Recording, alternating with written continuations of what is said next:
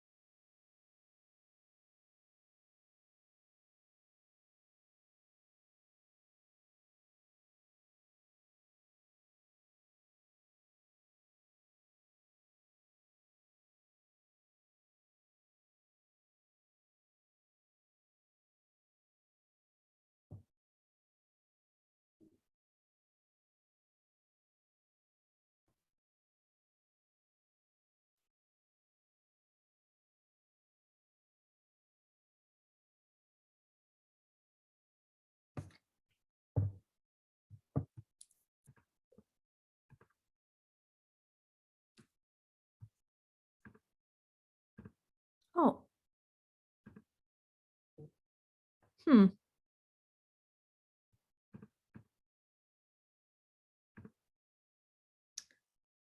Okay. Sorry, Jeremy. It looks like I have to promote you to a panelist. I'm sorry. Okay. There we go. I didn't pick up on that part. You probably watching me look at my phone. It's all good. Okay. Yeah, I do Zoom a lot, but I've never done webinar. So it functions a little differently. Yeah. Okay. I've never done a webinar either, but yeah. Well, thanks for raising your hand. It was very polite. So I'm I figured that was the best way to do it. I'm going to change my name here because I'm not Elle. I'm Caroline. Okay. All right. You've been on one of these before, is that right? Correct. Yeah. Okay. Welcome back. Thank you. And so you're a professor. Yes. Where are you calling it out from? Are you in Detroit? I am actually up north right now, so I'm on vacation. We have our spring break right now in Traverse City, but I teach at Wayne State University in Detroit, Michigan. Cool. I'm in Petoskey at the moment. Oh, nice. I'm in Traverse City. Nice. I grew up in TC. Oh, cool. I lived there for a little while. I worked at Interlochen Arts Nice. Academy at camp and at the academy. And I spent lots of summers there as a kid. My grandmother's still there. Nice. Yeah.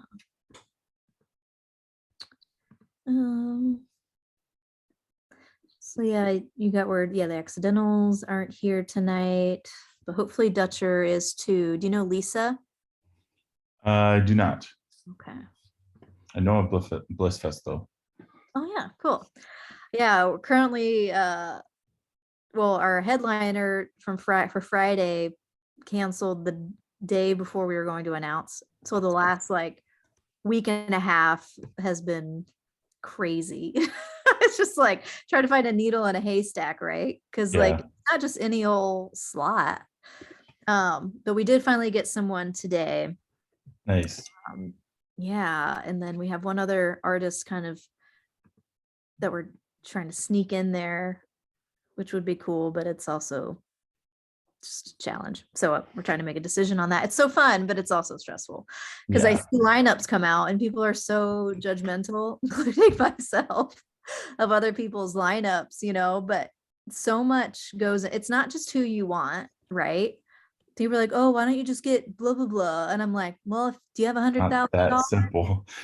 Yeah. And does the routing work? I mean, it takes months to get a headliner sometimes. Months. We worked for 3 months on somebody and it didn't work out. Yeah. Did you have like second holds on somebody? A lot of agents aren't into that now. Like they might put that makes sense with everything being so tenuous and the offers being what they are right now. Right. We had some agents who put just normal holds for us, but they wouldn't accept they were like, just send us an offer when you know it's real. I'm like, that makes sense that they're not tiering things. Like, okay. So you have a booking experience? A little bit. I haven't done much booking as in like promoting or for-profit shows. I did about 10 years of booking a nonprofit fundraiser music festival. And it just has to have managed enough or worked with enough artists that have dealt with those to know a bit of the lingo. The live is not my forte. Live and marketing are not my fortes. Yes, I know enough about it, but. So yeah, you're in the recording side. Yeah, most of my experience is in recording industry side and music publishing. Yeah, cool. That's great.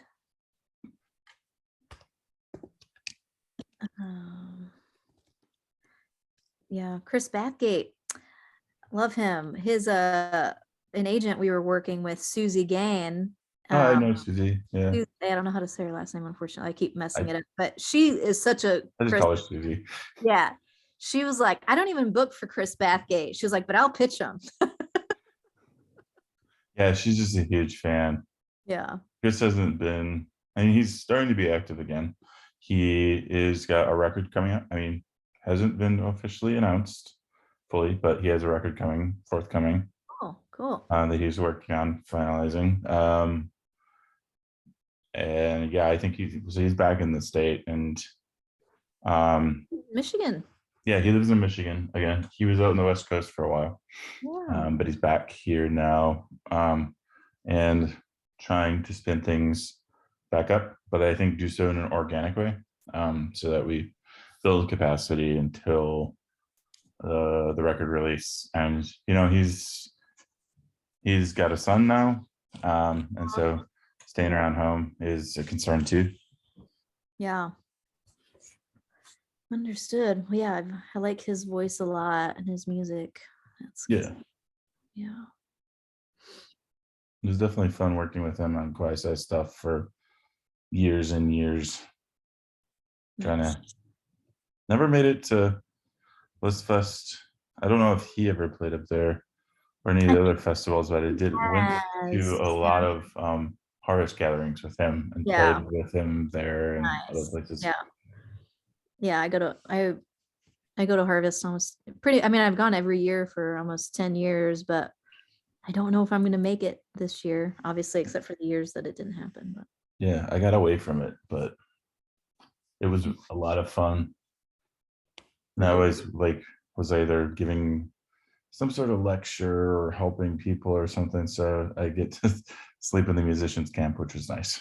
yeah, totally. And eat the food. The food's good. Yeah. Yeah, very cool. Although invariably I spent more money on burgers every day because Oh my gosh, right. Because you gotta, right, the food, you needed something kind of greasy to like get you through the cold. I mean, and I don't know if you eat meat or not, but it was nice knowing I knew exactly where it came from. It was literally the field next door. Right? And they were the best. And the onions. That was so good. Oh, it looks like Lisa is here. Promote to panelist, allowed to talk. Oh, yeah.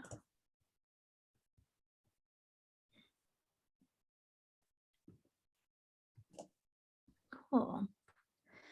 Check. Nice. Oh, Hi. you got the setup. Yeah, that's professional. How are you all? Great. Good. I'm in the bedroom of an Airbnb, so Yeah. my background is not nearly as professional as yours. Great. That's very cool. Hi, Lisa. I'm Caroline, the moderator. Nice to meet you. Nice to meet you too. And And can you tell Jeremy. me, how do you pronounce your last name? Kacos. Kacos. Yes. Okay. Like Kacos. Cool. And where are you tuning in from tonight, Lisa? I'm in Nashville, Tennessee. Nashville. Nice. That's what I thought.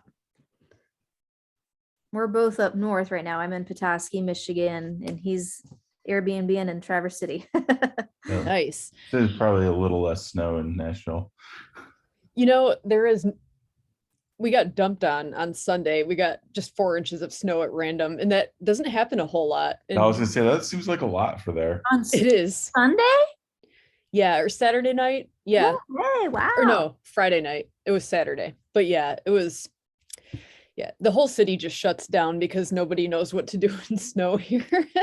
No, I'm from North Carolina originally. And, I get it. It's like no one has snow tires, and you're not used to it. But I swear it has to do with snow tires. That's like and plows and salt and just Yeah. all the normal stuff. And it's like icier. Oh, that's it. That was my conclusion a while ago. I was like, it's way more mixed snow, sleet. So like, you're not supposed to drive on that anyway. So I defend Southerners. That's my goal up north. It does get dangerous, yeah. But born and raised in Michigan, so when we get snow here, we're just like, well, guess we're gonna go to the store. Right. Nobody else is gonna be there. Yeah. That's awesome. I love Petoskey. Haven't been there in a few years, but so beautiful up there, especially in the summers. Yeah, right. It is kind of dreamy in the summer. No, it's I like it year round actually, but spring is hard. Like now is like I'm ready for to move on. And it Really? would happen. Come on. Yeah, Things until drag May on. later. Yeah. Well, we may or may not have a Dutcher tonight. I haven't, since we all saw his last email, we haven't heard any updates from there. So we'll see. This is my first time moderating, so I'm gonna probably lean pretty heavily on you guys. I was imagining, starting just with a quick introduction of myself and maybe Michigan Music Alliance, and then allow you all to introduce yourselves and say whatever it is you want about yourself and your work. How do you feel about like an icebreaker question? Yay or nay? Yeah. I was mostly trying to think of like content related, like what's one of your favorite cover songs or one of your favorite collaborations that you've seen between 2 artists. You can pick or you guys, you can pick the question. I got a favorite cover song I can say. Cool. Like a cover that somebody else has done of somebody else? Yes. Or okay. Yeah. What's their Yeah. favorite? Yeah. Okay. I have to look something up quick because I'm not sure who the original artist is, but I know it's a cover. Right. So there, that makes a good cover. Yeah, that's true. That's 90-minute conversation right there. Right. Seriously. Mm-hmm.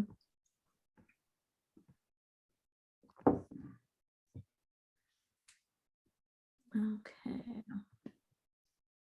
Yeah, now I have to think about mine quick. Oh.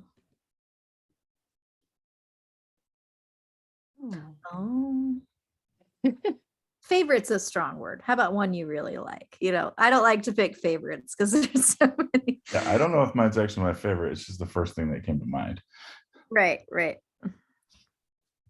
And I just thought of another one. Oh yeah. Or you can name a couple. Yeah. Yeah. No, I'll just do one.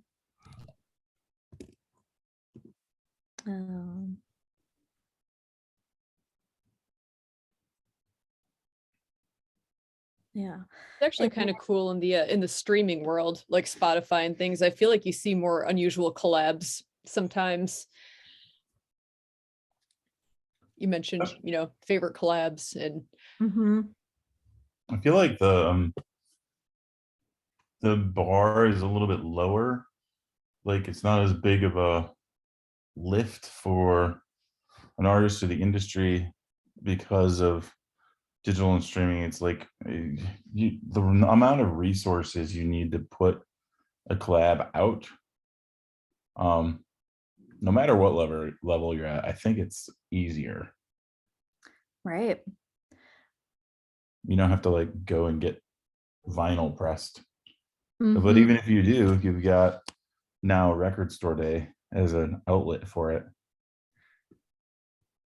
Right. And like I just saw, yes, and Spotify does make it pretty easy. Like Nikki Bloom just, has a single out with the Band of Heathens or whatever, and it's like, oh shit, sorry. Like that's a really cool, and they actually did a whole album of collaborations, but by going to your artist page, I need to turn off these notifications. It's just like a new single that was put out, that pops up and you make the recording. So yeah, I was trying to think about like we were gonna do collaborations first, but it does kind of go into covers. So we don't have to keep them as separate chats per se. And I'm kind of expecting this to kind of flow somewhat naturally. Do either of you, because I was hoping Dutcher would be in here, but Lisa, how do you feel about starting with the co-writing collaboration concept first? Because now that would be leaning pretty heavy on you, although Jeremy's worked with artists on that way, but you have done it, right? Yeah, it's more of like I've not so much worked to make it happen creatively so much as supported the creative decisions that my artists have done, I guess. Right. Yeah, I was thinking if we start with the creative aspect, then we can kind of get into the logistics and the legal or how-to parts, of if you wanted to record it and put it out there, but we can kind of start on the more playful end of like, who do you choose who to collaborate with? Do you get to choose? At what level do you do that? And why would you even want to do that? In my experience, just as I play music more in the hobby realm, so it's mostly just like who in my community can I collaborate with because it's fun. It's not, but like the Accidentals, right? Like they were probably collaborating for a reason beyond just it being fun, right? But they're not here today. yeah, we can I can contribute to that for sure. You know, I played in the same band for many years, but I also like writing solo. And now being in Nashville, collaboration is so much more of a thing, especially here, than I ever even. I guess I almost exclusively played in the same band when I lived in Michigan, and then that kind of changed when I moved here and realized, I mean, I can make pretty good money collaborating with people, you know. Right. But yeah. Yeah, I mean, that's a really interesting point. I think there's like the fiscal side, the networking side of it, and the resiliency side of it. But then like as you get into a place like Nashville or out in LA or New York, like the when the gravel meets the road, like that's where how you make your money, like you were just saying. Yeah, and there's different sides of it too, you know, especially in Nashville. There's the Broadway cover bands, and not really my scene, but some people make a living doing that. And you know, then Oh, there's yeah. people that write songs for people. I saw that was on the outline, you know, and then there's people that want to be an artist and all the different sides to all that. So yeah, we can touch on all those things. Cool. Sweet. Kind of all comes down to like, you just kind of have to know what you want, because it's so easy to get derailed. Nice. Speak about that too. Mm-hmm. Saying yes to things that you feel like you're supposed to say yes to. Right. I'm sure that's hard for someone really multi-talented with multi-instrumentalists. You're like, I can do anything. I can be taller. I can be shorter. I can be Country, sure. Somebody. Well, yeah. Does anybody know Jacob Igor? I'm guessing maybe they're here to be.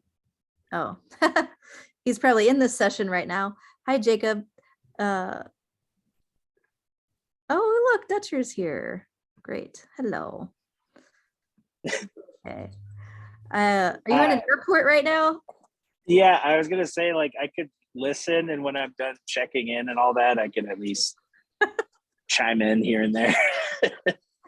I was gonna try and open it up on the train, but there isn't any service. So all right. Well, props for you being here. We're gonna be at the beginning. I'm just gonna do a quick little intro of who I am and Michigan Music Alliance, and then people will introduce themselves, but you might not be able to do that. right. I could. I'm at the self check-in station, so it's easier to just plug in something and keep going. And we can be super, casual about this. We're all just having a conversation, so that's okay. True. All right. Do we have any other questions or things to go over on the outline again? Yeah, and this is I'm probably going to jump around here. Totally. On the covers part, we'll talk about if people just want to know if they want to make a recording, how to logistically license a cover song. I put public domain in there because some of people like folk singers like me might do songs from the public domain, but I've never really known where to go to actually find that out, and like what's actual. Does anybody know is it like 100 years where songs in the public domain? Where is it? Is there a database? Do you have to just do your own research? Yeah, I mean, I can definitely answer some of those questions. Great. Answer this kind of. Yeah. I can get into more depth than that. Great. Standoffish answer. Not purposefully standoffish, but just it is. Yeah.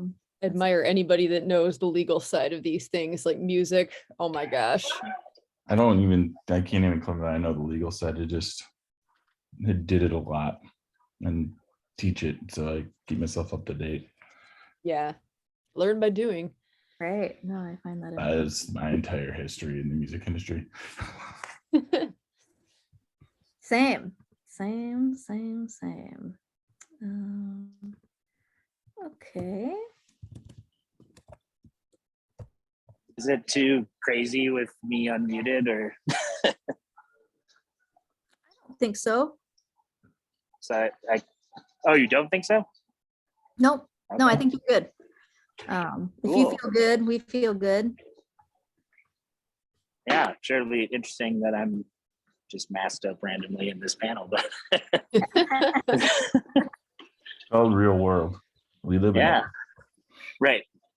Yeah, Yeah, that's where I was thinking we'd probably call on you a bit, and you can obviously, we can jump in, however, but on a lot Sure. of like session playing, you play with a lot of different styles of music. So how do you fit in your style that way? Do they ask you something to do? How much creative freedom do you have? It's thinking about oh, right. that. Yeah, Earth Radio versus Mark Lavengood. That's like pretty different styles. Oh, we may have frozen.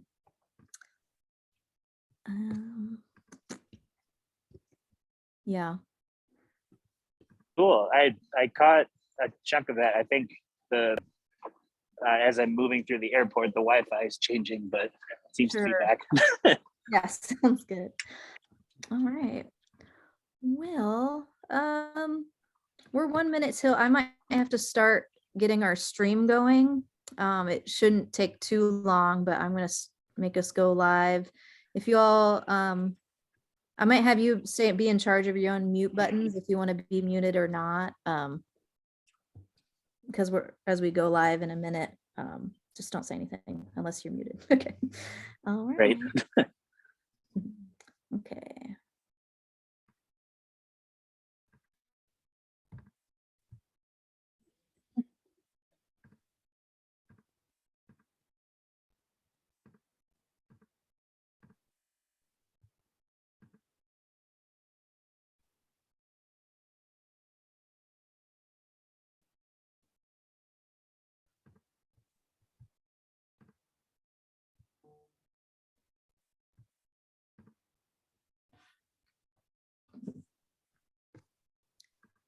All right, everybody. We are live tonight with another B-side session with the Michigan Music Alliance. I'm Caroline Barlow, your moderator for Covers and Collabs. Collabs being short for collaborations in many different styles. And we have a great panel for you tonight, which I'm excited to have them introduce themselves to you and share a bit about their professional work and maybe some personal lives. And I have a little icebreaker for everybody as the conversation is about covers and collaborations. I'd love to hear one of their favorite covers or collaborations put out there in the world. And I could answer that myself. The first thing that came to my mind is a song I've been listening to a lot. It's Shannon McNally does a cover of The Band, and it's It Makes No Difference. And I just love her powerhouse vocals on this track, and covering's like such a classic song, and she does it super well.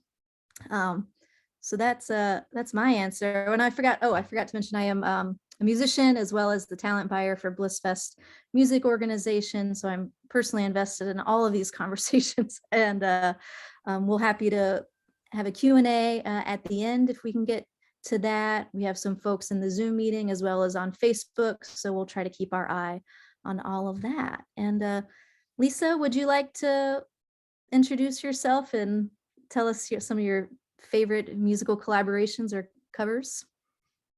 Sure. I'm Lisa Kacos, born and raised in Grand Rapids, Michigan. I live in Nashville, Tennessee now. I've been here for about 5.5 years, I think. And I'm an artist and an educator, so I make music and I teach people how to make music. I play a few different instruments. Trumpet was my first. Spent a lot of time on drums as well. I'm a songwriter. I really enjoy producing, like to work on my own music, and I do a lot of collaboration in the studio and live with other people here as well. And let's see here. One collab I've recently really been into is Silk Sonic, which is Bruno Mars and Anderson .Paak. Pretty into that. That's a cool collab, I think. And then you asked about covers earlier. I was thinking about that one, and the one that came to mind is The Nurse Who Loved Me. The Nurse Who Loved Me by originally I had to look up who it was by because I didn't know. It was by Failure, but I like the cover by A Perfect Circle. Very, very cool interpretation of the song. Nice. Well, thanks. Nice to meet you, Lisa. If Dutcher might be, I might hop to him if he's in a good place to answer this. We have a visitor at an airport right now, so we're gonna. Yeah, I'm like feet away from the check-in, but I have enough time. Yeah, my name's Dutcher Snedeker. I'm a musician, also born and raised Grand Rapids, Michigan. I do kind of a few different things, partly from, the performing side of it. I've been playing piano for 20 years. I have a couple degrees in it. So I've done the music school thing. And then in the area, I play with Earth Radio, Normal Mode, Mark Lavengood, this new group, Monsters Impromptu, that has members of Organissimo in it. And, a jazz group that kind of fits in the nooks and crannies. I also work with Third Coast Recording Company in Grand Haven, Michigan as a session musician. So I do everything, playing wise that a client would need keyboards for. So I'll track, piano, organ, Rhodes, whatever sound they're thinking. And I guess on the side, I do a lot of freelance writing for, local spins or WICE, my own personal website, just album reviews, concert reviews. So a few different things. And thinking of collaborations, one that came to mind from recent, there's this album called Spiritual that was written by Nigel Hall, or at least put together. Nigel Hall is a vocalist, keyboard player who tours with Lettuce, this funk band all over. But he worked with Butcher Brown, another awesome funk, hip hop, soul project, to, make these tunes. They covered a Greg Philip-Ganges tune, or Greg Philip, I can't say his name right, but keyboard player. They covered one of his songs, and then Patrice Rushen, iconic, keyboard player. She's, on par with Herbie Hancock, and all of them worked on a track together. And I was like, this is probably my favorite song of last year. So I love seeing collaborations come together like that, where it's like, it's a mix of honoring a cool song, but also working with cool people to make it a little bit fresh and new. So that's me. Yeah, that sounds super cool. We'll have to find that and put it in the chat. I wouldn't even know where to begin to search for that. We'll make it happen. Maybe someone else. Yeah. Well, thanks so much. And we know you might be in and out as you're in the airport. So we appreciate you being here. Yeah, no problem. Awesome. And Jeremy, can you tell us a little bit about yourself, Jeremy Peters? Sure. My name is Jeremy Peters. I'm an assistant professor of music, and I teach music business and music entrepreneurship at Wayne State University in Detroit. I also co-own Quite Scientific Records in partnership with my brother, who's co-owner, and Justin Spindler. We're all originally from sort of southeast-ish Michigan, I guess. Lansing and the Ann Arbor area originally. Before I started teaching full-time, I worked for 14 years at Ghostly International, running all their music publishing and music licensing stuff at that label. And so lots of instances of collaborations between electronic musicians on and off that label, back and forth. So I guess favorite cover I would have to say is, and it's not a new one, but it was the first thing that came to mind was Johnny Cash's cover of Hurt by Trent Reznor. Just how that song completely turned around when Johnny Cash did it. And it was also sort of there was a double entendre and like the commentary on himself in the song. It was just beautiful and like completely heart-wrenching. In terms of collaborations, the first thing that came to mind was the sort of weaving in and out of the Wolfpack kind of group, how they are pulling each other on their own solo recordings, or pulling in Corey Wong and all these other musicians, sort of working and reworking the group to become the Fearless Flyers, to do solo records, to support on those solo records. And it just seems like this fount of creativity that's going on, and I'm sort of pushing forth. And that's a Michigan-ish example, although I know they're based out of LA these days. Yeah, I love that. That reminds me of the time, that one and only time I saw them was at the Harvest Gathering. And I forget the actual order, but it was Wolfpack, Theo Katzman, and Joey Dosick, like 3 sets back to back to back. I forgot Joey But it too. was like the same band, and they all just changed outfits and changed instruments. I think I was at that show sounded too. completely different. It was incredible. Like, Yeah, they just owned the stage for like 6 hours. It just yeah, mind blown. And so in all of this, it gives artists an opportunity to really expand, right, what they normally do. And that kind of leads into something that we want to start off with, is like, why, who, what, where, why, like, why would you even collaborate? And then that all begins in the co-writing process. I think it could be, unless you're doing a cover, that song is already written, but there's room for creativity there too. But maybe Lisa, could you start us out with why would an artist choose to collaborate and co-write with someone else or multiple groups? I think people have different strengths. And I think one cool thing about co-writing is that you get into a room with somebody that might have a different skill set than you, different strengths. And sometimes you can learn a lot from other people. And sometimes you can really make a great thing that you would never be able to do by yourself. I think that's one of the big benefits of co-writing. And I mean, you could open up the door for the conversation on genre. Like, do you work on the same genre together, or do you get 2 people who are completely different in the room together and see what happens?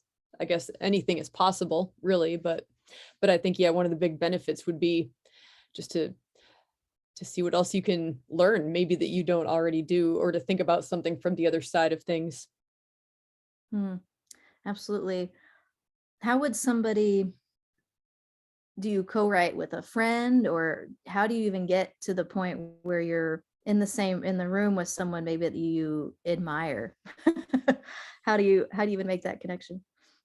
I think you learn by doing. So if co-writing is something that you've never done before, which I didn't do a whole lot of that until I moved to Nashville. I always worked with the same band for a long time, and I wasn't really one of the main songwriters. I was in the room, but I was just kind of around observing, and I didn't really start getting into songwriting till, several years into the process. So just speaking from my own experience, if it's something you're looking to get more into, you just have to write, write by yourself. And I think, see how far you can get. You kind of develop your own voice, and then you kind of think about, like, who are you looking to get in the room with? And I think, you start with what you can get. If it's something that's new, you start with a friend, like you said, co-write with a friend, or co-write with another musician, or, just somebody who wants to give it a try and see how it goes. It's sort of like dating. Sometimes it goes well and sometimes it doesn't, but it's okay. Sometimes you start a song. I've known people who get into the room for a half hour and they're like, this just isn't quite right. And they get up and leave. And that's okay. Sometimes it's awkward, but sometimes you just hit it off and it goes really well, and you're going to experience all those things, and you just kind of learn from it and move on, and you get a feel for what's a good fit with you. Everybody's a little different. Right. For me, from the artists that I've worked with, it's felt like a lot of hearing from them. It's like leaving space for that to happen, and sometimes it happens sooner than later in the process. In terms of co-writing, we had one group which was made up of 3 members. Obviously, they were in a group together, but they didn't really perform live ever. The band never performed live, but they lived in different cities and sent stuff back and forth. And that was the process that worked for them. And many of our remix collaborations, or many of our cross artist collaborations, at least at Ghostly, were, especially because of digital songwriting and electronic music, it was very easy to do that. You don't necessarily need to be in the same room, but even in multi-tracking these days, technology has made it a heck of a lot easier, I think, to pass along stuff across distances. And it's fascinating to hear some of the backstories between even, an artist like Taylor Swift putting together her work with the guys from the National. I'm forgetting the producer's name, but a lot of that album was not recorded in person. It was like songs passed back and forth between the Bon Iver and all the other co-collaborators that put together Folklore. There's the name of the album. Yeah. Need to keep talking till I remembered it. That is a really good album. That's the key to teaching at a university, is just keep talking until you remember what you were trying to say. And therefore, something else, another collaboration that we had thought of is, in a sense, like writing a song for someone else. I guess there are songs that get purchased by Ben or the artist, but does anybody have experience in writing a song specifically for another artist to perform? I know one time Seth Bernard and Joshua Davis did that for each other, but then they liked the song that they liked for themselves better. So then it was like, oh, okay, never mind. Sometimes you really know your own voice best. I think a lot of original artists are probably more comfortable with that. Sometimes I hear a song or an artist that I like, and I'm like, you could write me a song any day and I will cover the crap out of it, because that's where I'm most comfortable, is in that reimagining aspect of a song. And that's we've had some artists who've worked with more popular artists to produce songs, or to help they might have had the core kind of crystal of an idea, might have been a hook, a little bit of a vocal line, and worked with much more popular artists to sort of build that out into an actual song. I'm thinking Matthew Deere and some of his partnerships with some producers to sort of build out some songs and have folks rework them, and a couple other examples of that, to sort of take this sort of inkling of something and sort of hand over the keys almost. I think there's a level of trust in that co-writing relationship, and that's obviously starting from like the main performing artist handing it to an external producer. But I think the opposite is sort of true. If you're trying to get into songwriting for others, that process of being able to hand over the keys to your work it's not easy, but it's part of that. I think there's also like something to be said about network building in order to have that sort of locus of individuals to try out stuff on, if you will.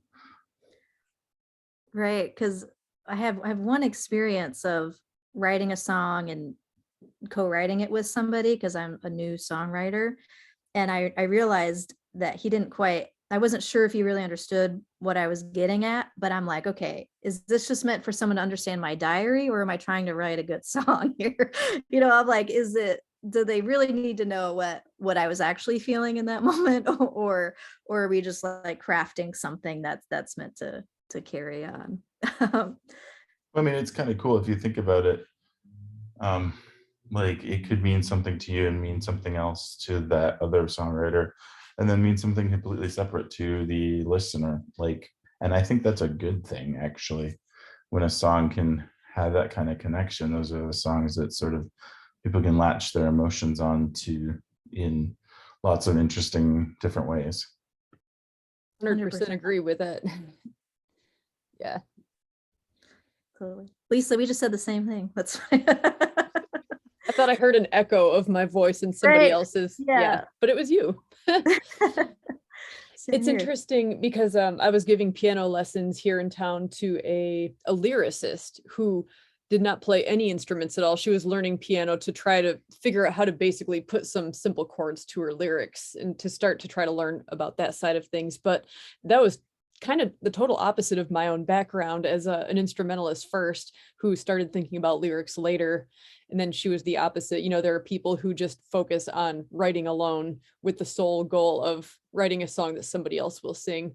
There's a lot of that here. And I think there's people who can definitely hear somebody's lyrics. A good song is a good song. And I think if there's a message there and it's, you know, Jeremy, you were talking about what might mean something to you might mean something different to somebody else, but it's good to know that. And I think, yeah, a good song, I think people can relate to, and they can kind of paint their own picture in their mind of what it is that it means to them and how they relate to it.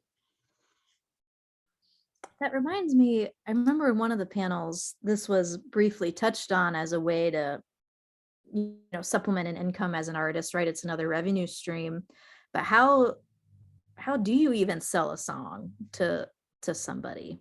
What are the avenues to getting a song out there? Do you send it like a demo to an artist that you already know, or is there like a middle person there in Nashville who is like, we send songs to Alison Krauss? Yeah, publishers.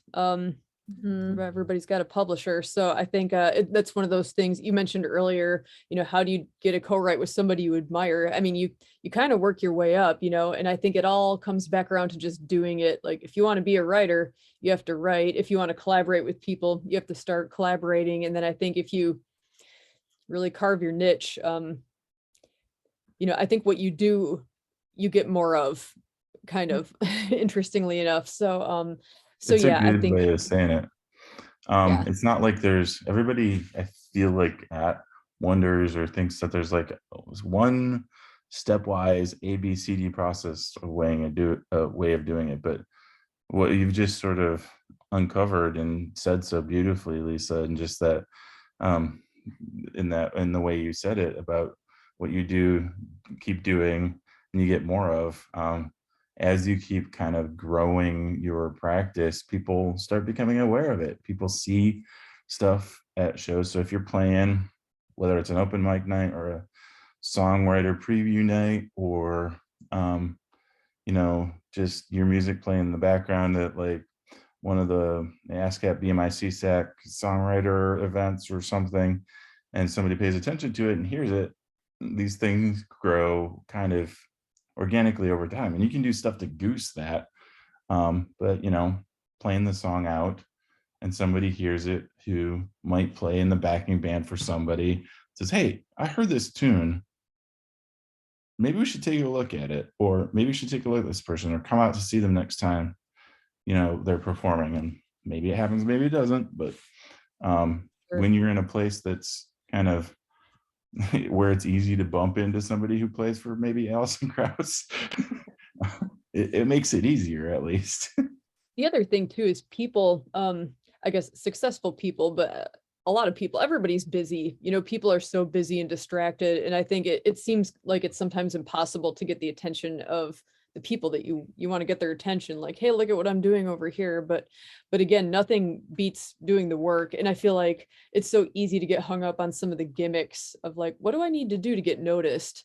You know, maybe we should try, how do we get in the back door? And I mean, honestly, maybe there's gimmicks that work and there's a lot of luck. And, you know, meeting somebody at a party or something, but again, nothing comes back, or nothing gets you to where you want to go as much as just turning the screw, you know, do the work. So, Yeah, then I none of think, those things I've ever yeah. heard of actually working. No. Yeah. It's the people that like do the thing, get the write-up in the local, you know, Metro Detroit's Metro Times. I'm not sure what the local city paper is in Nashville, but get that right up there. And then somebody, you know, if somebody's a music fan, they're going to read the music section. So Yeah, there's a lot of little things you can do for, yeah, exactly. Like the write-ups and things, publicity. And then the only way to never get anywhere is to just give up and stop. I mean, sometimes it seems like something's never ever going to happen, but I think if you're if you know what you want, and if you kind of are doing the right steps to get there, taking the right steps, knowing what that is can be hard. Knowing what you want can be hard. I mean, especially in a conversation about covers and collabs, like I don't collab with country artists really, and country's great, and there's a ton of it here, but I don't do country, and it's actually not my place to say, sure, I'll do it. I probably suck at it. Like, there's people that love it and they should do it, just for one example, but you can't Yeah, I wear mean, all the hats. it's like your core emotion. Like, you're gonna do best at collaborating on the stuff that you like. Passionate about.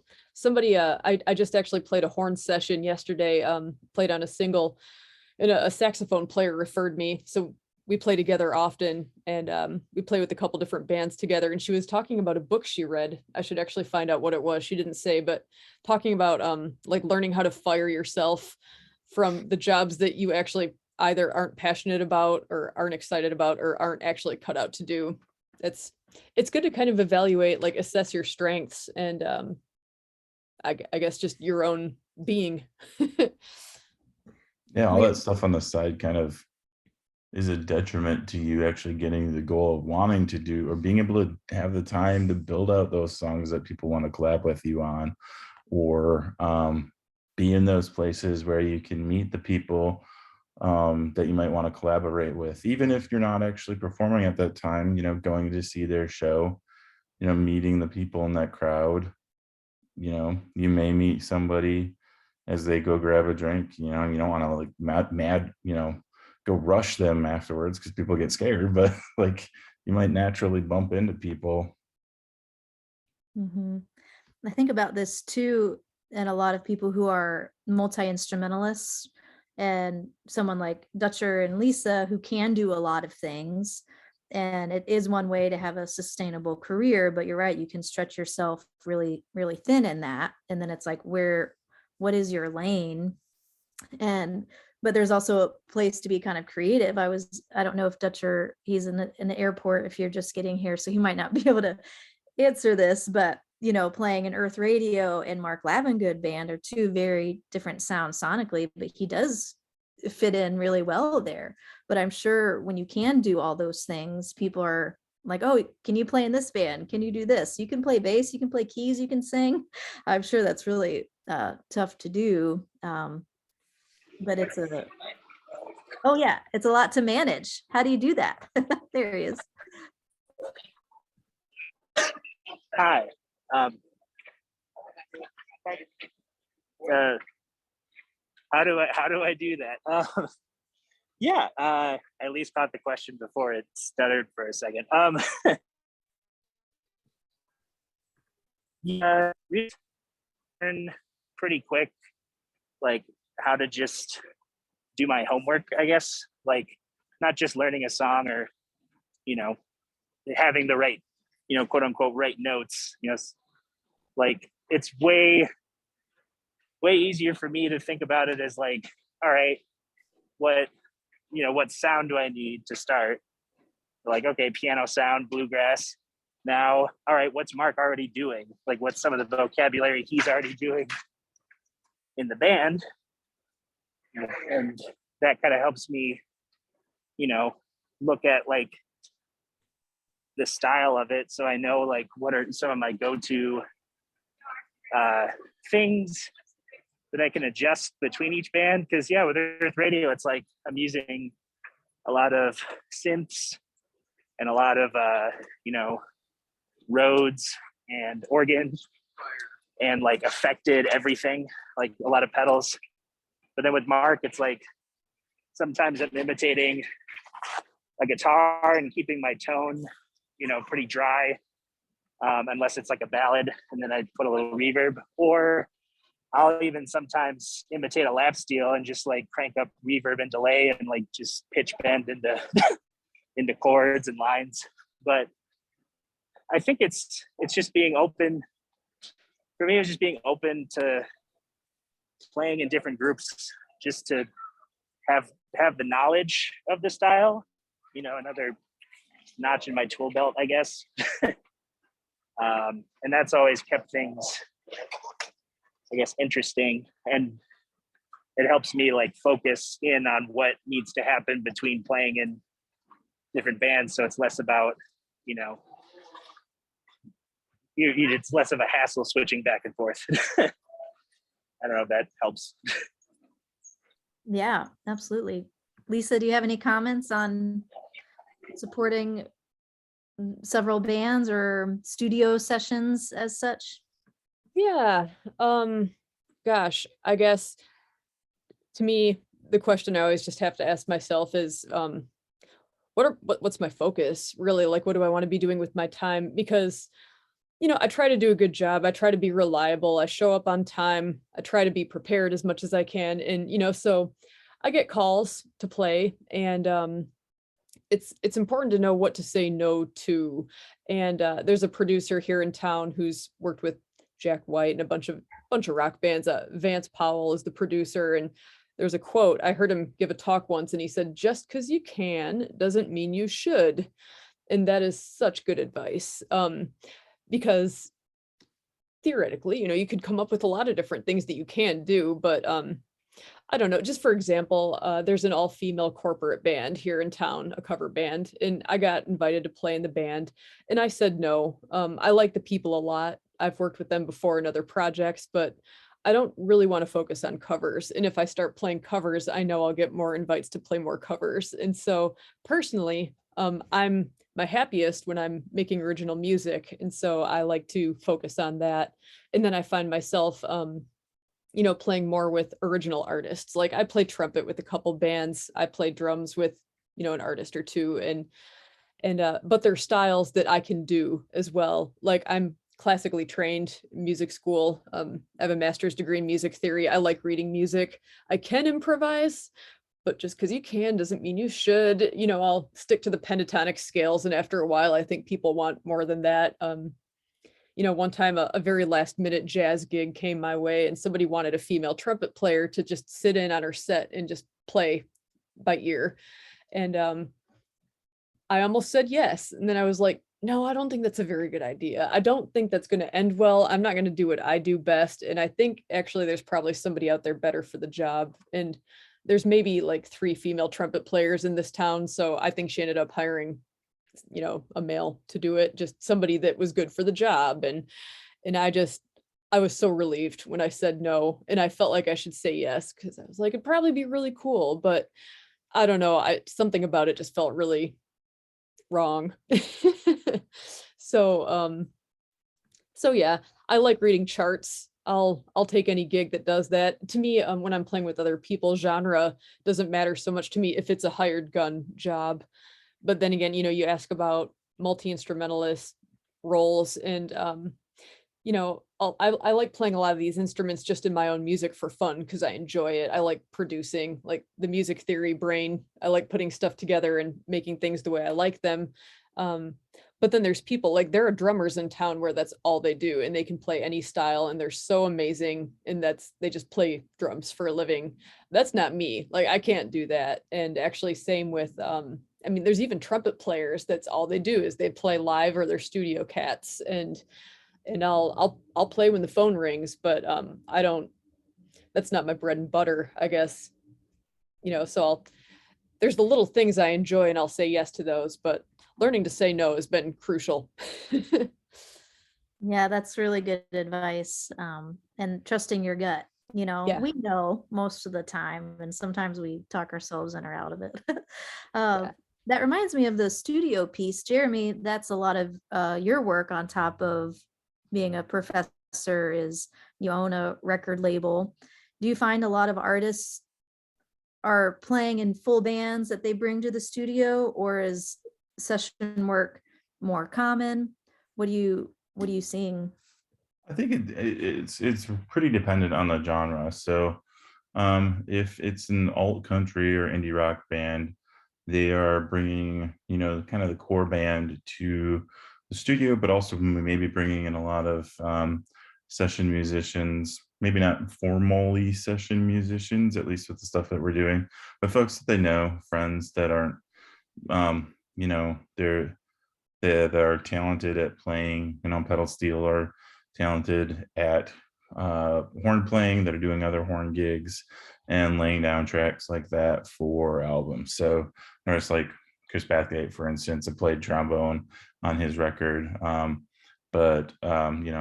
We had one of the guys played trumpet in the Mac Pods. The bassist on some tracks was Brennan from the Mac Pods, but other tracks was other bassists, Jim Roll and others.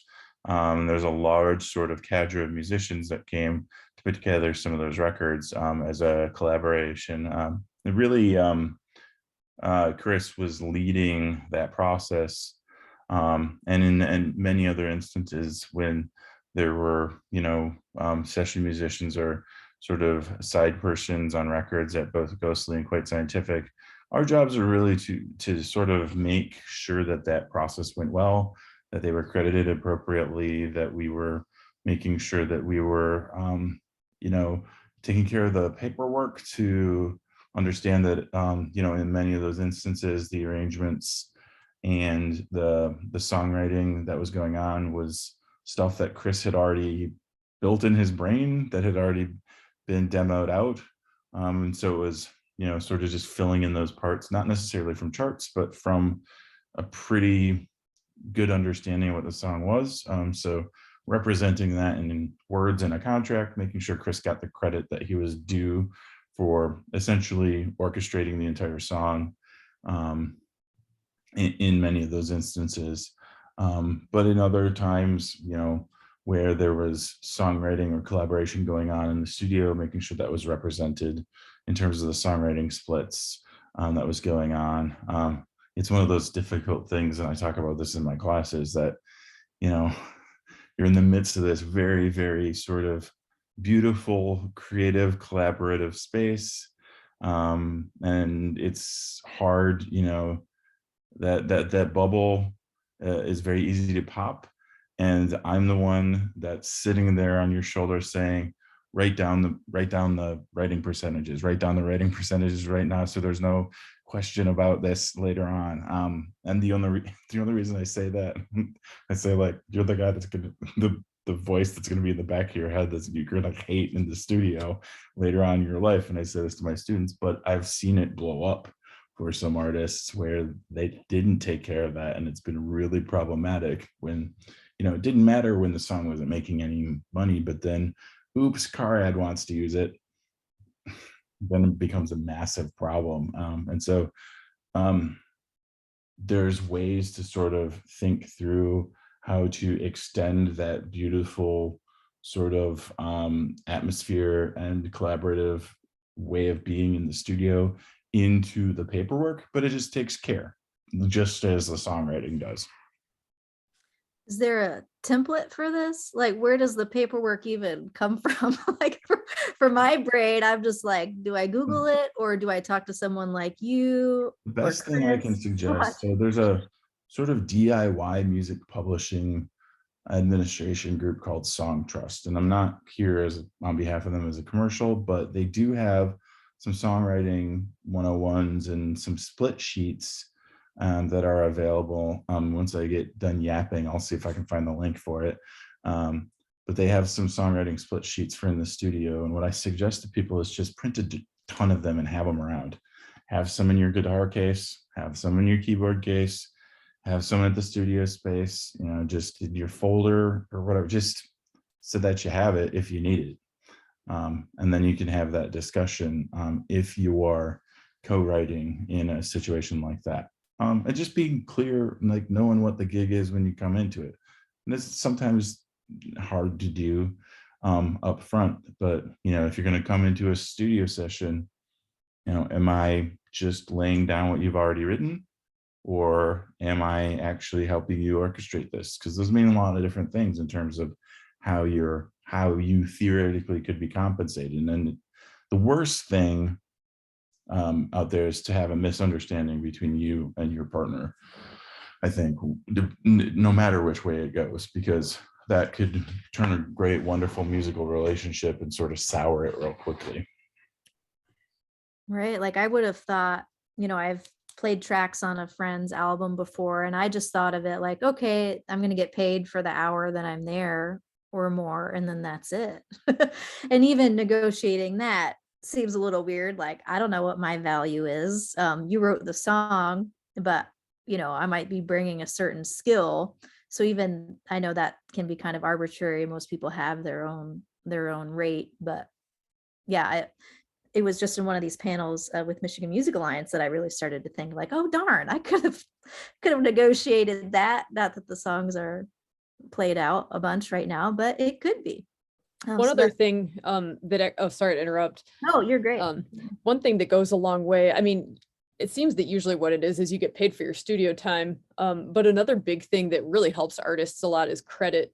Like, I mean, usually it's the writers and the performers that get some sort of ownership. But it depends. It's up to everybody. There's different ways to do it, but even just crediting people in your liner notes or anything, that's helpful to the players. And it's helpful to thinking as a reviewer, I love giving credit to people. And if I don't know who's on a record, it's like, I feel like, oh, but did you play 12 instruments, or were there like, where is it recorded? Where is the studio? Like, that's part of like community building as much as it is like promoting a record. Yeah, I mean, for people being able to find you, like who's making all those tasty licks on that record, to be able to find that. And also, if you're a performing artist or if you're a recording artist and you've played on other people's records, if you want to, you can then turn those record credits in, submit them to the Recording Academy, and you can vote in the Grammys. That's the way in, is all those recording credits. You have to show proof though. And the only way of showing proof is having that, either listed on a website that shows it. So, having all that metadata that shows it correctly, showing the PDF of the label copy from the record that shows it, or, seeing it on Music Guide. That's great advice. So really thinking of your musical credits like your resume, right? And so like listing Definitely. all of that out. And, I have a website. I know I keep bringing it back to me, but it's like just processing it through my life. I'm like, oh, there's so much more that I've done that no one has seen, even though I'm on that one song. So everyone should be doing that. It's our resume, right? It's how we get out there. What do we call it for musicians? I guess it's your CV, your credit history. Classical musicians call it performance resume. Performance resume. But that doesn't necessarily translate to pop music so much. Sure. Yeah, this is all really great advice. Should we talk about, we can keep maybe thinking about the logistics of things, but I know we haven't touched much on covers, but if another licensing need, say, you have a cover song that you've been doing live, and we know that the live venue is responsible for covering the licensing of that. But when you want to put that on an album, that's a different story. Can you talk us through what you need to do if you want to record a cover song and release it? Sure thing. So long as that song has been recorded somewhere before, likely you've heard it from the original artist recording it. The way that the copyright law is set up in the United States, anyone by law can do a cover of that song, and basically a straight up cover of that song for your record. It's what's called a compulsory license. So long as you pay the amount of cover royalties, the mechanical cover royalties that are listed in the Copyright Act for the amount of time that your cover is. Right now, these days, that's 9.1 cents for the first 5 minutes for that cover track. So if you put if you were to take a Chris Bathgate song and you wanted to cover it and put it on your record, we couldn't say no. Even legally, we couldn't say no. But you could put that on your record. You would just have to pay Chris that mechanical royalty in order to do so. There's a couple ways to do that that are pretty automated. A couple websites to do that, and there's even, depending on who you use as a digital distributor, they'll do it for you. So I know that some places like DistroKid, CD Baby, SoundDrop, and others have that service built in to the DIY download system. So most of us that are probably watching this are folks that are self-releasing, and so if you're using one of those to get your music up on sort of everything else but Bandcamp, you can definitely go about do that. But you do have to take care of the downloads on Bandcamp too, and so you can pay for those through Harry Fox or Easy Song Licensing, I think, is one of the websites, or there's a bunch of them, but that's sort of the quick version of that process, and I think I covered all the main points there. Does anybody else have anything to add to that? The second layer, if there are any folkies out there, is songs that are in the public domain, which my quick understanding was like, oh, if it's over 100 years old, then it's like automatically in the public domain. I know it's not that simple, but what's a better definition of public domain if I wanted to put an very old song on my album? How do I find out So if it's life in of the artist plus 70 years. life of the artist Yeah, plus so 70 when years? the It's like artist the dating passes game, away, like double. Anyway. yeah, so you have to figure out when the artist passes away plus 70 years. There's a lot of 70. caveats to that. Uh-huh. But that's sort of the start place. So for instance, I can't remember the songs that went into public domain this year, but there were Gershwin tunes essentially that went into public domain. Winnie the Pooh has a book. The A.A. Milne book went into public domain this year because it's been just about that time period since those original registrations have expired or been extended and then expired. There unfortunately isn't a great resource because it's hard to know whether something's been like reworked or rearranged or if there's new copyright added into it. So it's tough to know, but a lot of, for instance, traditional songs, those have been passed down by ear or by rote for years and years and years and years, and there may not be any readership associated with them. But it's hard to know. Yeah, it's hard to know. One time I was looking for the original author of the song Catfish John, which was done by a lot of folks, like Grateful Dead did it, Alison Krauss, Doc Watson, and Harry Fox Agency had all of those iterations on there, but I was looking, for the original, and I ended up choosing the version that was closest to what I was covering essentially. But it's still, I couldn't actually find the original source of that. And I guess it might be in public domain at this point. That was a while ago. Yeah, well, it might not necessarily not been wrong if you were kind of sort of forking off a version that somebody else did. They might have rearranged it a little bit, and so they've added some of their own juice to it, if you will, and there's a little bit of copyright in there. So it's not necessarily wrong to have sort of done that. Could you make the legal argument that it's your own version? Probably. Is it safer to probably do what you did? Probably. Again, this isn't legal advice. I am not a lawyer, but I don't think that your strategy there was necessarily wrong. Right. So the I tried counts. That reminds me a little bit about like the creative side of cover songs. Like, why do we even do them? Is the point of a cover song to do it your own way? Or, as an artist, is that what you're striving for? Like that Johnny Cash Hurt cover. I mean, that was a completely turning of its head, on the song. Or if it's a traditional tune, you might want to keep it that way. Why would we even, what makes a good cover song?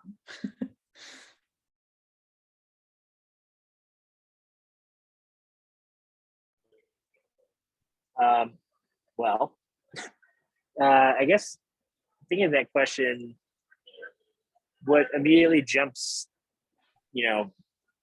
for me is what did they change because usually there's like it's like, is it a faithful recreation of the thing, or is it something that, oh, they threw in this extra harmony, or they extended the solo section, or, oh, on this one it was this style and now it's a different style. Like I'm always a fan of one, just if something's changed, but then also how is it changed? Because sometimes you can do, a really effective cover with like little tweaks, and then other times you can ruin the attempt at, paying homage to the song by adding so much that it's like unrecognizable. But then it goes to that point where, for me as an instrumental music nerd, there's plenty of times where I hear something that I'm like, what is this song? Like there's this German, I'll link a cover, but it's a German experimental rock band. And the only experimental part is just how they genre jump and are really good at playing their instruments. But they're called Panzer Ballet. And, they do all these ridiculous covers of all different styles of tunes in a way that, like, if you're a music nerd, you can pick apart all the little, like, oh, they took the guitar part and now it's in 5, or, some crazy thing. Or if you're just listening to it, you're like, what is this song? Oh, it's the Pink Panther. I heard the horn part, like it's, I like the changes, and then how, much did they, is it paying homage to the song, or is it like trying to craft something new and fun with the same material? So yeah, that's just my thoughts. I like that. It's like, when a band sings the What's Going On, Four Non Blondes, it's like, we want the straight ahead version of that, right? I think. But then other times, you want to hear like the Twinkle of Pink Panther theme in the song or whatever. I think, Right. yeah, to me, it's both for sure. I think it's cool when people do something creative that you wouldn't expect. Yeah, both. I agree. There was one group, I don't know if they're still around, but I heard of this group called Harptalica. And they played Metallica covers on harps. Like, that's cool. Never heard that before. And it's like, if you're going to try to cover Metallica, to do something that completely flipped on its side, I think is an interesting way to do it. Does the But- band like that? So do they have to license that song same, even if like they're changing things, right? I think if it's recognizable, well, Jeremy can answer that. Yeah, I mean, it's probably an arrangement of the Yeah, song, but it's pretty recognizable. Usually and the melody. go-to is if lyrics. the man or woman person they on the street understands that it's the same song, or it's pretty close to the same song. If you pull out stuff, it's probably a cover, not an arrangement. In terms of copyright law, if you're borrowing anything, it's got to be licensed. And so the easiest way is to consider it a cover, and that there isn't necessarily new ownership. It made me think of immediately, there's, and I'm vaguely connecting to this, but there is a like a string band that covers all this stuff is in public domain, but that's doing like country versions of classical tunes. Yeah. That reminds me about people that sample songs, and there's a couple of I saw on TikTok, like Dua Lipa, I think there's a lawsuit against a song that's like an old reggae song. That's not even a sample of it though. That's like straight up beats that sound exactly the same. But is it true that there's like a certain number of seconds that you can sample a part of a song? But you're saying if any part of it is in your thing, you have to credit it or consider it a cover. Yeah, that is a commonly passed Oh. along internet myth. That technically any amount of anything, and there is no sort of little bit rule in there. I think people are sort of, and this is maybe not the time or the place for this, but people are sort of misinterpreting one part of the fair use clause and sort of extending and saying, well, it's only 5 seconds. But that 5 seconds could be the most recognizable hook of something, or that 5 seconds could be the most recognizable group of songs or instrumental part of it, or don't cat do the cat do the cat do the cat, like what song that is. Even though though I'm doing it with my mouth, it's my Sharona. Yeah. Right. That Sorry, I shared a link in the please. It's Adam Neely talking about the Dua Lipa lawsuit and comparing it not just to the reggae band, but there's an old like Andre 3000 song that has the same rhythmic structure and phrasing, and he makes the argument, he goes even further back and he's like, this is all derivative of like Charleston rhythms, like in jazz dancing, and like he breaks it down to a point just to outline, like, one, how complicated it can get, and then two, understanding, like, he talks about, like, what is the likelihood Dua Lipa heard this reggae band's song, and it's like that band only had it on like a privated SoundCloud and like one other spot, and so the likelihood is like, okay, maybe she saw them live, but there's no way to prove that she did. And then Dua Lipa herself documented the whole recording of that song in the studio. So there's like, evidence of like, oh, here's where she starts thinking of the melody and some of the chorus ideas. So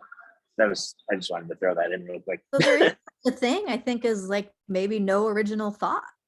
This is a longer conversation about consciousness, but I do think there are instances, when people across planets, come up with the same idea and the same thought, and maybe that's the same with melody. So it's true. I guess maybe there is no way to know, or maybe there was a producer, that thought of it and not the artist. There are a lot of different ways to do it, but if you do know where it comes from, ultimately it's not that expensive to get it, just to cover your bases. Am I right? Like it's probably better safe than sorry. And in the end, it's not as scary as it seems, but then they'll usually help you where to go. Harry Fox Agency is a good place to start on that.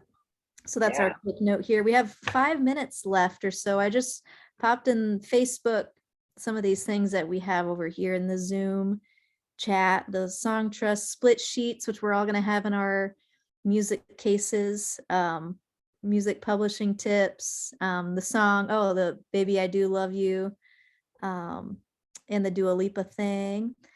So it doesn't look like many questions have come through, but lots of people are enjoying the conversation. So that's what we're here for. That's super special. Let's see, is there anything, panel, that we haven't touched on or that you'd like to discuss? We have more things in our notes, but I want to leave time for you to share anything on your mind. You feel pretty good?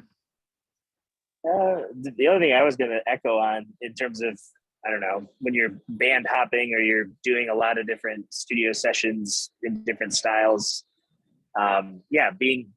being punctual and prepared and like, in a mood that's you're flexible and you can work like that. That's obviously a huge thing. And it also just, it's setting that up from the beginning, like little quirks or little mistakes as you learn a new project or a new style, like, there's more room and forgiveness in that regard. So if you're like, oh, I want to play jazz, but I don't know if I can keep up with all these crazy jazz players. It's like, well, go to a jam, see what it's like. Somebody's going to give you advice, and then you keep learning. And then, 2 years down the line, you're in a jazz band. So it all compounds whatever you're doing. And it can't hurt to play along with the records that you have too. Just woodshed a lot at home. And I mean, that's how I learned how to play horn on top of pop songs, because I did mainly classical stuff before to sing pop music, or taught myself guitar. Not that I've, feel like I'm comfortable recording or playing in anybody's group with any of those things, but like those are ways to sort of get practice before you can, if you're worried about putting yourself out there, you can, do a lot of the homework, I guess, first. I think too, another thing, I guess, going off of what Dutcher said is, it's good to have your fundamentals down, especially if you're a player, in that type of atmosphere, being somebody who's hired, you go play, you gig with people, you're play on records and things like that. I will say in some experience that I've had, I'm more likely to want to collaborate with people who are good people and easy to get along with, and they work hard, even if they're not the best players per se. I would rather work with people who are easy to get along with than work with awesome players who have a bad attitude. And I guess sometimes I have to remind myself of that and spin it, like when I get down on myself for maybe my playing or something, like, I wish I was better at drums. It's like, no, just do it, just stick to it, just keep working on the fundamentals, hold the groove down. And it's just one example, but yeah, being early, having a good attitude, leaving all your outside stuff out of the session. I think you'll continue to get calls if you're pleasant. I think that's all really good advice. Yeah, you never know who you're gonna meet, or that one, interaction that went well or not. And we're all human. Obviously, we all have bad days too. But if the grand scheme of things, you can look back and you're like, I did my best. We're all trying our best. I think that's awesome. And read the liner notes. I think there are records that you really like, and you're like, who produced that? Who wrote on that? I think that has served me well too. I remember I heard like Chris Thiele's mandolin. Not that I'm any closer to him than I was in middle school, but like I heard it on an album, and it's carried. I found so many great artists because of that. So everyone keep doing awesome things. It's almost 8:00. I want to thank Michigan Music Alliance, L Lively, and the Accidentals. We forgot to mention them earlier, but they were going to be on this panel, but unfortunately they weren't able to make it. But there's certainly folks to look to in this whole conversation. Amazing collaborations that are going on in covers, and just people who are really doing the work too, as well as our panelists, Dutcher Snedeker, Lisa Kacos, Jeremy Peters. Thanks to the board of directors, Michigan Music Alliance, and shout out to Chris Newberg for his help today. And I think there's one more B-sides coming up next month. So keep your eye out for that. And thanks for the good work. And Thanks for having us. Yeah, thanks. Thanks for having me. Thank you. All right, thanks folks for watching.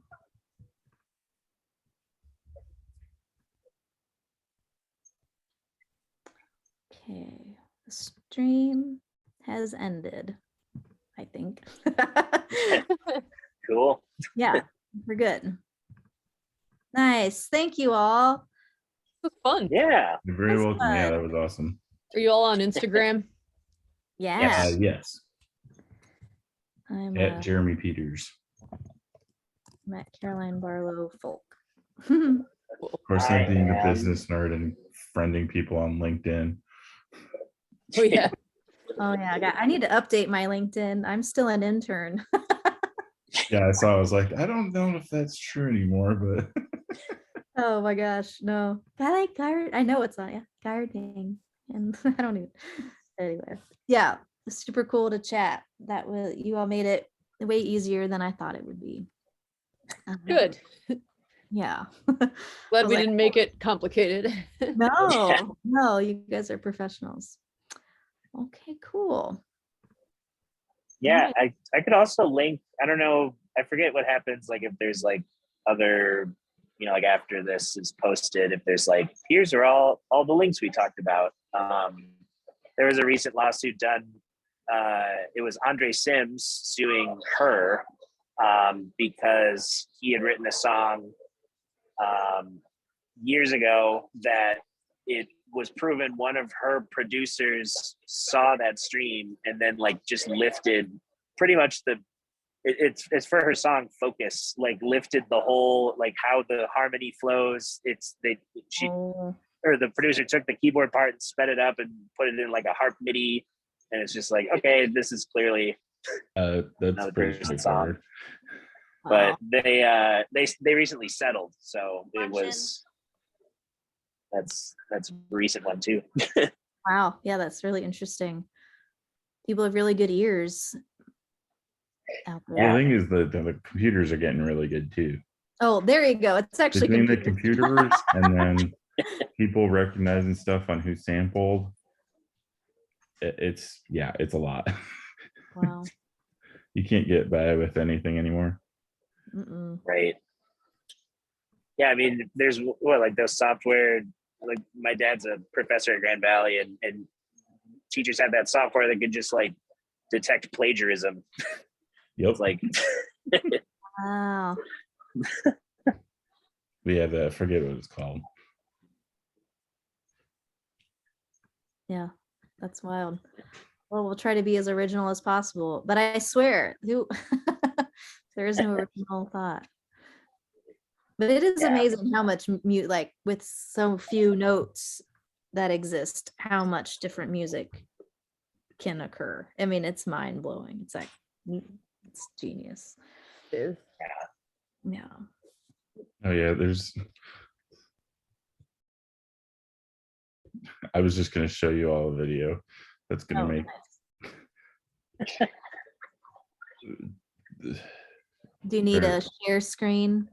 no, it's just Oh, I'll okay. just send this article. It connects to it. It was a TED talk. Basically somebody went and wrote a program and wrote all the melodies possible with a computer program, put it on a hard drive, and therefore it's technically copyrighted. Adam Neely had talked about it too, but there's two computer Oh. scientists and a copyright lawyer. It's fascinating. yeah, I watched that video. I was like, I think I've seen a bit. Yeah, that was Technically, everything's so already crazy. done. Yeah. It's over. Let's pack it up. That's funny. I don't know who it was, like Mozart or something. There is a quote out there that's like, it is already written. You're just finding it. Yeah, exactly. Not as like woo woo, yeah, but like that's interesting to think about. Brilliant. Hmm. Well, I have not had dinner yet, so I'm going to go jump and have dinner. Yeah, right on. Same here. That's right. I hope Same. you have a good flight. Thanks. I think we're boarding soon, so Yeah, Good worked way past out. time. Nice to meet you all. Thanks for having me. yeah, great Nice to meeting meet you. you Hearing too. you. Keep in touch. I'll see you this summer. That's your Yes, I'm excited. yeah, so excited. Yeah. Yeah. The lineup is releasing this week, we hope. Awesome. Blissfest. Awesome. Yeah. Nice. Sweet. Yeah. So don't Looking judge me. forward to seeing you. I inherited most of the lineup from our old director. It's great. It's all great music, right? But it's whatever. It's whatever. I'm over it. I'm excited, but I'm over it. Anyway. There's live music again. Yeah, exactly. Yeah, it's gonna be a good time. All right. All right. Right. See you all in the future. So, bye. Bye. Peace. Yeah.